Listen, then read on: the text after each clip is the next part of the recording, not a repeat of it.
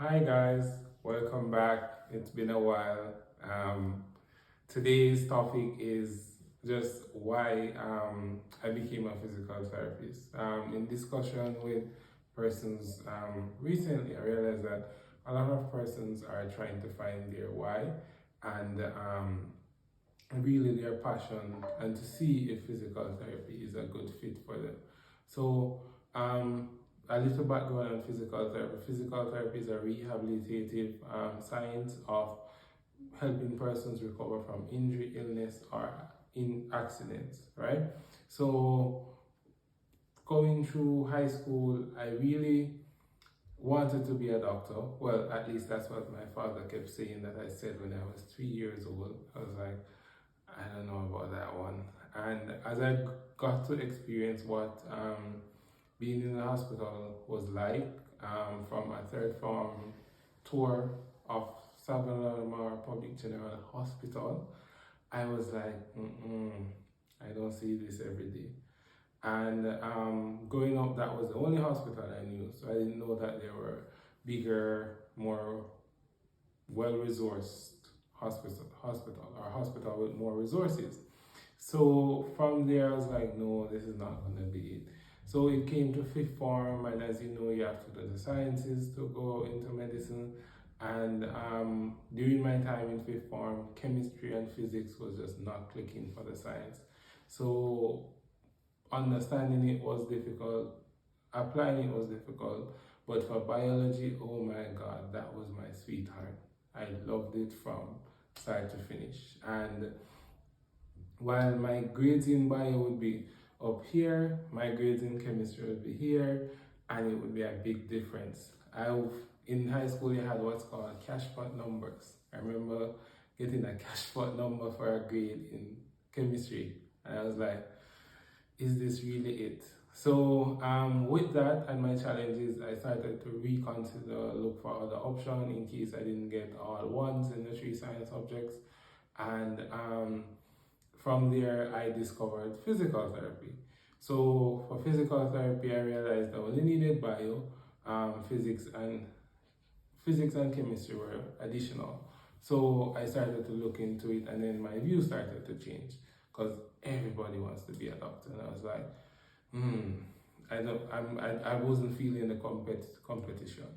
So from there, I went forward and I said, all right, give my best at it either way.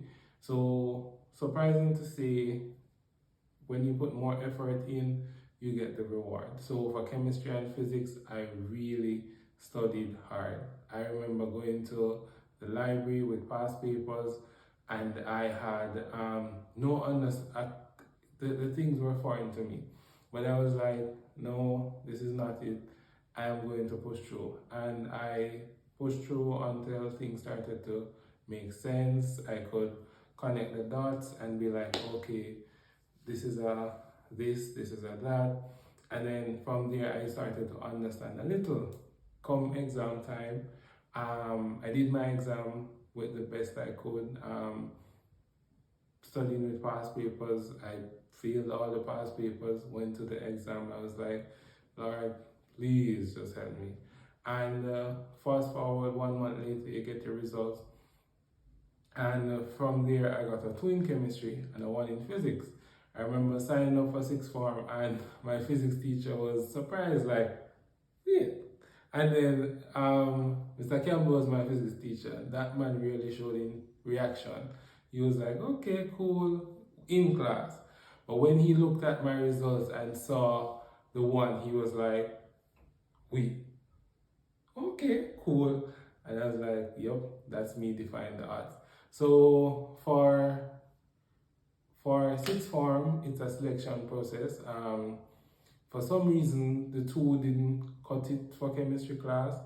And then from there, I had to fight tooth and nail to get into chemistry class.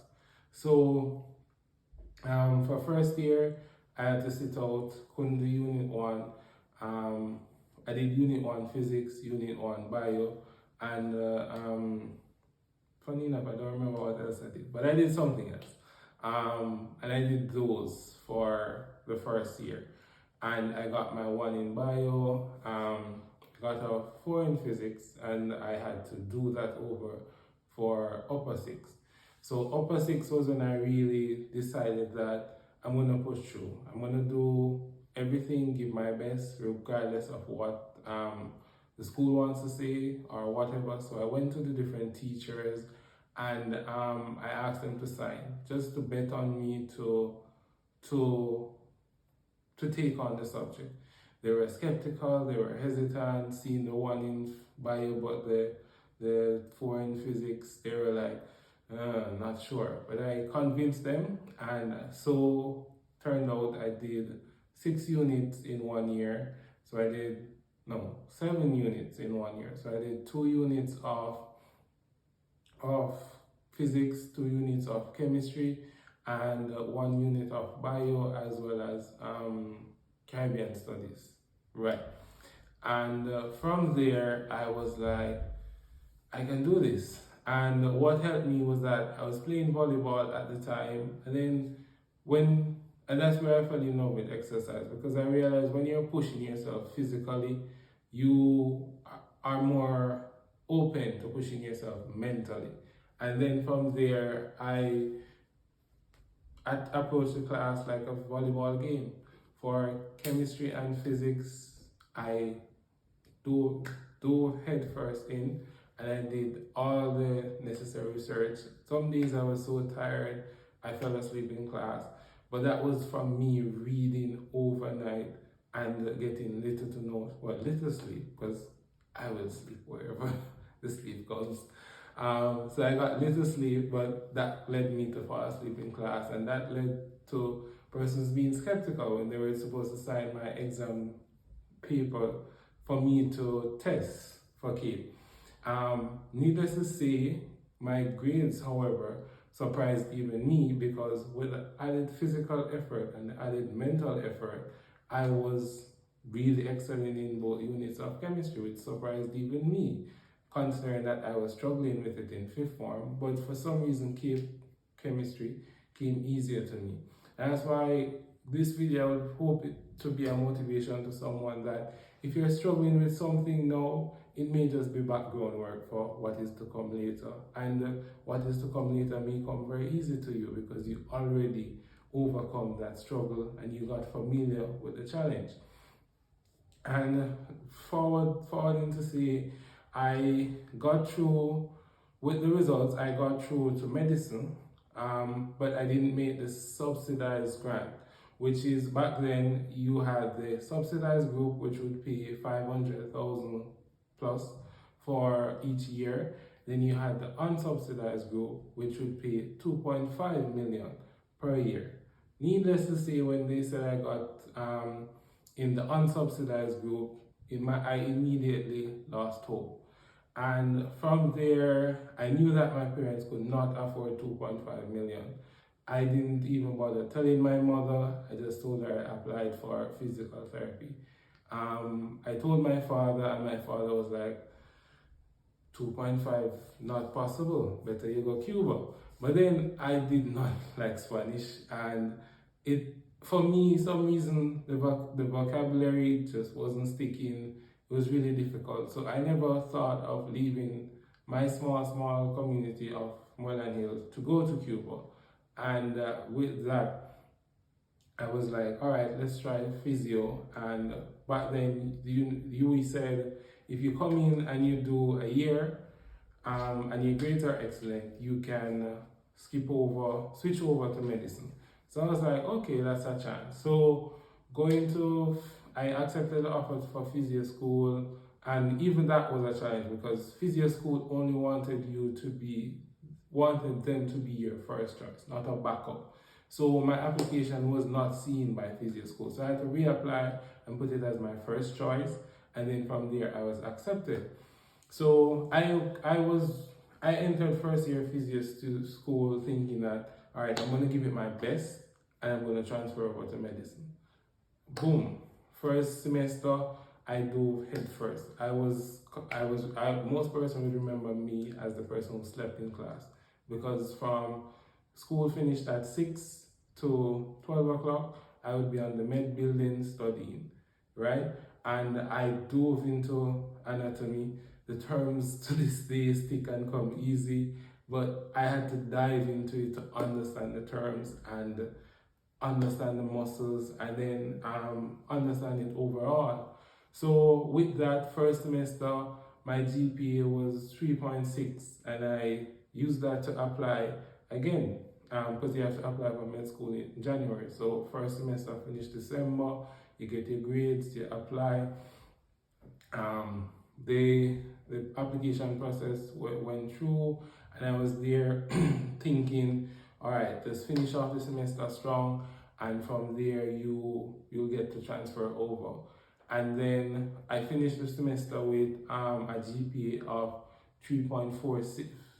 Finished first year with a GPA of 3.46, and from there I got the response again that, okay, you have made the cut, but again you're in the unsubsidized group. I was like, what is this, Father? And the reply went on to say, all right, if you finish the degree, you, with that GPA, we will consider you at the end of your degree.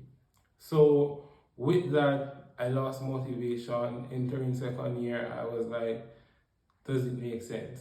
So second year, first semester, I transitioned to Block D. And from there, with the lack of motivation and wanting to impress, I dived into hall activities, and my grade plummeted.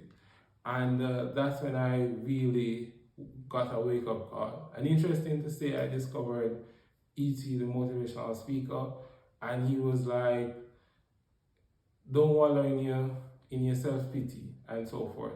Just push through, do the best you can with what you have where you are. So for that, with that, for second year, first semester, my GPA fell to 2.0, which was roughly like 50%. I was like, no, I have to get it back up. So fast forward to second semester, I dropped all hall activities, all participation, and just started to focus on school. And then from there, I got my GPA back up to 2.99. For that semester, I remember studying so hard, and I had back-to-back exam, and then I fell asleep and woke up with 1 hour gone out of the exam. And luckily for me, the exam center for that day was on my hall. So I just ran down to the entrance and did the exam. And in 1 hour, I came out with not doing one of the major questions, which was worth 25 marks, or roughly 75 marks. Roughly, if I did that question, I would have gotten an A if I had gotten to that question. But with the question I got, so I think how the question went, it was like, that was like 33% of the overall weight of the exam. And I didn't get to do that question. But with the question that I did, I came out with 51% of those questions with only 1 hour. So I didn't get to double check. I was going systematically, trying to get everything done with the best answer in that hour. So you talk about pressure, exam pressure, time pressure, and all that. So with that now, I came out with 51%, and it was a really hard exam. Persons failed, and persons were like, you come 1 hour late, you passed. And I was like, yeah. And I only got to do half of the questions. So I was like, like that really showed me that sometimes you'll be going so hard and then life happens. So with that, GPA went up to 2.9. Third year, I had less courses, so I had less chances to bring up the GPA. So that even made it a little more difficult. So I finished with a GPA of roughly 3.0, and I applied for medicine again with the hope of getting in. And while during that time I was preparing for FPE, and FPE is our final exam, practical exam, where we have a written and theory section. So with that, I did my FPE, and after FPE, I got the letter again that we accept you, but the tuition is this. And I was like, Lord, this is a sign. This is 3 no's, and this is money that I don't have at this point. So, entered the year of internship. I was like, all right, medicine isn't gonna happen. Let's dive into this craft. And for the year of internship, I learned to love physical therapy because it was practical. I got to use my hand. I got to apply theory to practicality, and then I could actually be the one monitoring the results and ushering the change I wanted to see. And then from there, it just clicked that maybe my thing is guiding persons along the journey to healing, and not the person that is saving their life and then be like, okay, this person is gonna do the rest. So with that, I started to take a liking to it, and I started to develop a passion for it, because with physical therapy, you see the results and you're like, I help to usher that in. So you get that sense of competency. We are also in Jamaica, we're also clinicians, so we don't have to listen exactly what the doctor says. We just do what the best evidence suggests. So I started to read deeply, and then I started to apply the knowledge as as I knew how. And so for most persons, I would say that year of internship is where you go the hardest. Give your all to that year of internship, because at that year of internship, you know whether you want to go to do physiotherapy or just use your degree and branch into something else. I say that to all the interns that have been their supervisor for. Give your best during that year of internship, because if you turn out don't like it, you know you at least gave it your best for a year. And then what you do in that year of internship then goes on to impact the rest of your profession. Because for me, I dove in. I was really, really into my craft. I mastered cardiopulmonary, I mastered orthopedic, I dove into neuro, which was very difficult to me, because I'm like, the neuro is not do this and tomorrow see the results. Neuro is do this and 3 months you see the results. And that took time to wrap my head around, that what I'm doing here today is not going to impact the patient right now. It's going to show 3 months down the line. And I dove into those. And then from there, I realized that, all right, with this, I can impact people this way. And one of the greatest joy is seeing someone moving from bedridden to walking, because you don't understand the independence of walking until you've lost it. You don't understand the importance of going to the bathroom on your own time versus waiting for someone to change you. You don't understand it walking around. But when you are in the position, you appreciate going to the bathroom for yourself. You appreciate being able to feed yourself, doing things on your own timing. That makes so much difference to a person. And with that, I would want to tell any intern that comes across this that learn your craft, learn it as best as you can. If you don't like it, fine, use your degree and go into something else. But give your best at least for that year. And if you have any questions about internship, you can leave a comment, ask me, or leave a comment or to ask a question and I'll respond. I hope this inspires someone and gives you inspiration, and just give your best. Thank you guys for watching. Like and subscribe.